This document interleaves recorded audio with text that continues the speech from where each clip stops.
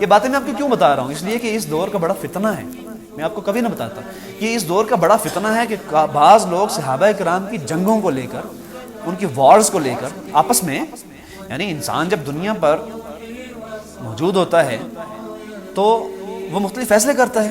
میں آپ کو اکثر بتایا کرتا ہوں کہ دو لوگ آمنے سامنے کھڑے ہوں، بیچ میں 6 لکھا ہو تو ایک نے کہنا ہے کہ یہ 6 لکھا ہوا ہے، دوسرا بے شک کہتا رہے 9 لکھا ہوا ہے، اور 9 والے نے کہنا ہے یہ 9 لکھا ہوا ہے، بے شک 6 والا کہتا رہے کہ یہ 6 لکھا ہوا ہے. ہوتا ہے نا، ہر انسان نے اپنے اینگل سے دیکھنا ہوتا ہے. تو جب حضرت علی رضی اللہ تعالیٰ عنہ یعنی حکمران بنیں گے تو وہ سلطنت کی فلاح اور بہبود کے لیے کام کریں گے نا.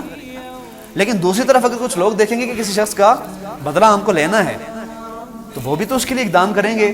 یعنی دونوں طرف نیت اور محرکات جو ہیں وہ نیک ہیں. ان کے نیت اور محرکات ہم نے طے نہیں کرنے کے کس وجہ سے ہوا تھا، ان کا ایمان کا کیا لیول تھا یا سطح تھی، کون جنت میں جا رہا ہے کون دوزخ میں جا رہا ہے، یہ اللہ تعالیٰ فیصلہ کریں گے. میری بات سمجھ آ رہی ہے؟ یعنی اللہ تعالیٰ کا فیصلہ اٹل ہوگا، بہرحال اٹل ہوگا، قطعی ہوگا. روایتوں میں اگر جنت دوزخ کے فیصلے اگر آپ کے پاس پہنچ آئے ہیں، بہرحال وہ تو ظنی ہے، اصل فیصلہ قیامت میں جا کے ہو جائے گا. آپ کو اس کی کیا فکر لاحق ہو گئی ہے آج کے زمانے میں جا کے؟ اگر قرآن مجید سے ان صحابہ کرام دنیا میں کوئی محبت بھی ثابت نہیں ہے، دنیا کے اندر کوئی محبت بھی کسی مسجل کسی اوتھینٹیکیٹڈ بک سے ثابت نہیں ہے سوائے صحابہ کرام کی محبتوں کے. یعنی کفار پر شدید ہیں اور آپس میں کیا ہے، رحماء بینہم، آپس میں ایک دوسرے پر رحم کرنے والے ہیں. یعنی اس سے بڑی آپ کو گارنٹی، اس سے بڑا پروف، اس سے بڑا ثبوت آپ کو کیا چاہیے؟ تو صحابہ کرام چنے ہوئے لوگ ہوتے ہیں اللہ تعالیٰ کی طرف سے. میری بات سمجھ آ رہی ہے؟ تو ان کی محبت مسجل ہے، اوتھینٹیکیٹڈ ہے. ہمارا کام تو یہ تھا کہ ہم ان کی اقتداء کرتے، لیکن ہم کون ہیں؟ تو حاتم اللیل ہیں. یعنی بس اندھیرے میں رات کے وقت نکل گئی کہیں بھی کچھ بھی ڈھونڈنے کے لیے، معلوم پڑا کہ ہاتھ میں سانپ ہی لگا، لکڑی کی جگہ تو اٹھا کے لے آئے گھر میں. واقعات کی طرف جاتے ہیں، تاریخ کی طرف جاتے ہیں تو دیکھنا چاہیے کہ ہر طرح کی تاریخ، اب ہر طرح کا رتب و یابس پڑھ رہے ہیں. مثال کے طور پر تاریخ میں، تاریخ کی بات کر رہا ہوں میں، تو اس میں کوئی وحی تو نہیں ہے نا. وہ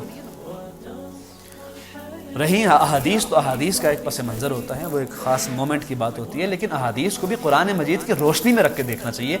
قرآن مجید کی بات اٹل ہوگی، وہ قطعی الدلالہ ہوگی، وہ قطعی بات ہوگی. احادیث بہرحال ظنی علم ان سے حاصل ہوتا ہے، اس میں کوئی شک نہیں ہے. صحابہ کرام کو اللہ تعالیٰ نے چن لیا ہوتا ہے، اور وہ صحابہ کرام پھر نبی کی نصرت میں اپنا خون بہانے کے لیے تیار. یعنی صحابہ کرام کے ہمارے ہاں مسائل بتائے جاتے ہیں مختلف. بڑی بدقسمتی کی بات ہے کہ آج کے دور میں آ کے بھی ہم صحابہ کرام کی لڑائیوں کے بارے میں بات کرتے ہیں.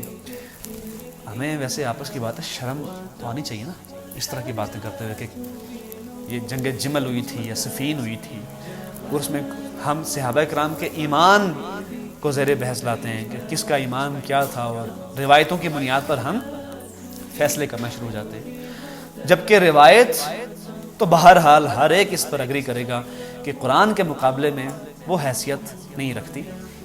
میں حدیث کی بات کروں، یعنی قرآن کے مقابلے میں حدیث کی وہ حیثیت تو نہیں ہے نا جو قرآن کی ہے. تو صحابہ کرام کون تھے پتہ ہے نا سب کو؟ یعنی رسول اللہ صلی اللہ علیہ وسلم کے کامریڈز، کمپینینز، رفقا، ساتھی، دوست، بھائی، اسلام میں بھائی. تو یہ لوگ جو ہیں رسول اللہ صلی اللہ علیہ وسلم کی خدمت میں ہر وقت موجود رہنے والے، ایمان لانے والے اور موت تک اس ایمان پہ قائم رہنے والے، رسول اللہ صلی اللہ علیہ وسلم کی ملازمت اٹھانے والے. یہ ملازمت اردو والا نہیں ہے، یعنی ان کی خدمت کرنے والے، آپ کی صحبت میں رہنے والے لوگوں کو کیا کہا جاتا ہے؟ صحابی. صحابہ کرام کون تھے پتہ ہے نا سب کو؟ یعنی رسول اللہ صلی اللہ علیہ وسلم کے کامریڈز، کمپینینز، رفقا، ساتھی، دوست، بھائی، اسلام میں بھائی. تو یہ لوگ جو ہیں رسول اللہ صلی اللہ علیہ وسلم کی خدمت میں ہر وقت موجود رہنے والے، ایمان لانے والے اور موت تک اس ایمان پہ قائم رہنے والے، رسول اللہ صلی اللہ علیہ وسلم کی ملازمت اٹھانے والے. یہ ملازمت اردو والا نہیں ہے، یعنی ان کی خدمت کرنے والے، آپ کی صحبت میں رہنے والے لوگوں کو کیا کہا جاتا ہے؟ صحابی. تو صحابہ کرام بڑے لوگ ہیں، یعنی اللہ تعالیٰ کی طرف سے چنے گئے لوگ ہیں. پرانی امتوں پر عذاب آتا رہا ہے نیچر کی طرف سے. سیلاب آ گیا، یعنی حضرت موسیٰ علیہ السلام اپنی قوم کو جب لے کر نکلے ہیں تو دریائے نیل میں 12 راستے بن گئے تھے نا، موجزانہ طور پر پانی کے اندر راستے بن گئے تھے، یعنی ان کے 12 لشکر وہاں سے گزر گئے، اور یہ واحد زمین ہے کہ جس نے سورج کو ایک ہی دفعہ دیکھا ہے، نیل کی زمین، دجلہ کی زمین، جس نے زمین کو ایک ہی دفعہ دیکھا ہے سورج نے جہاں پہ، اس کے بعد نہ اس سے پہلے کبھی دیکھا اس کے بعد دیکھا۔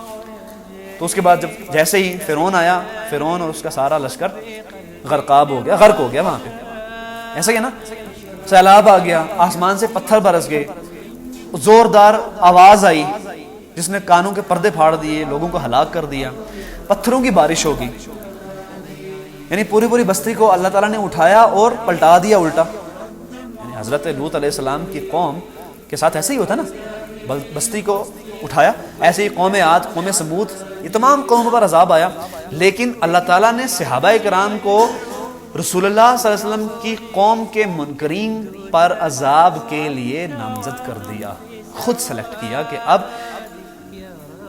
تمہارے ہاتھوں سے ان پر عذاب آئے گا۔ تو صحابہ کرام کون ہوئے پھر؟